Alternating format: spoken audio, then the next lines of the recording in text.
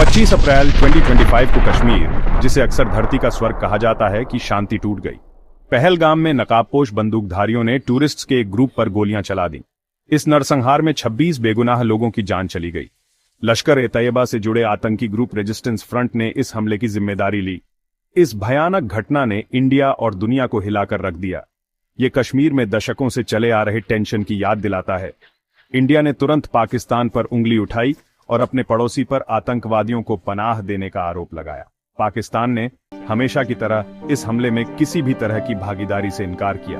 International community ने इस खून खराबे की निंदा की और दोनों तरफ से संयम बरतने की अपील की, लेकिन शांति की ये अपील अनसुनी हो गई। बेगुनाह लोगों पर यह हमला एक टर्निंग पॉइंट साबित हुआ।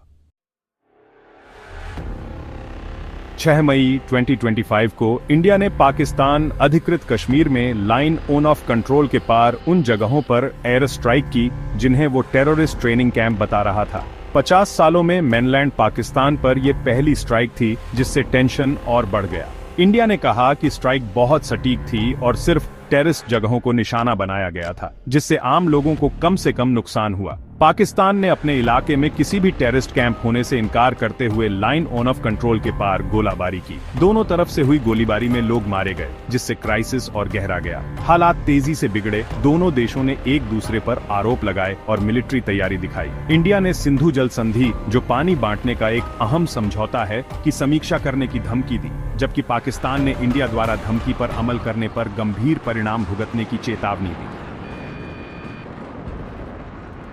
दुनिया ने सांस रोककर देखा, क्योंकि दो न्यूक्लियर पावर वाले पड़ोसी जंग के कगार पर आ गए थे। दुनिया भर के लीडर्स ने दोनों देशों से बातचीत के जरिए हल निकालने का आग्रह किया। अमेरिका, जो दोनों देशों के साथ अपने स्ट्रेटेजिक पार्टनरशिप के बीच फंसा हुआ था, एक बैलेंस्ड रुख बनाए रखने के लिए जूझ रहा था। यूरोपियन यूनियन ने भी इंटरनेशनल कम्युनिटी की चिंताओं को दोहराते हुए लड़ाई को तुरंत खत्म करने का आह्वान किया। यूनाइटेड नेशंस, जिसकी कश्मीर विवाद को सुलझाने में नाकामी के लिए अक्सर आलोचना की जाती है, ने बातचीत के जरिए शांतिपूर्ण समाधान का आह्वान किया।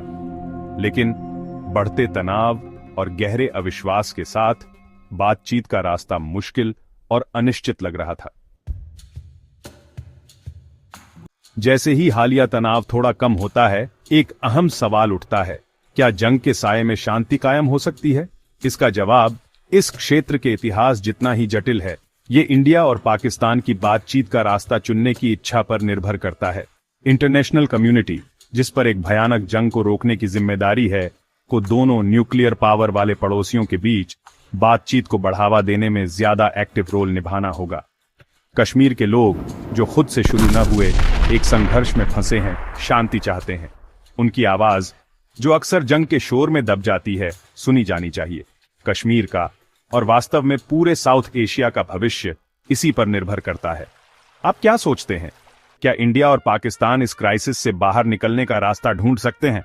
नीचे कमेंट सेक्शन में अपने विचार शेयर करें।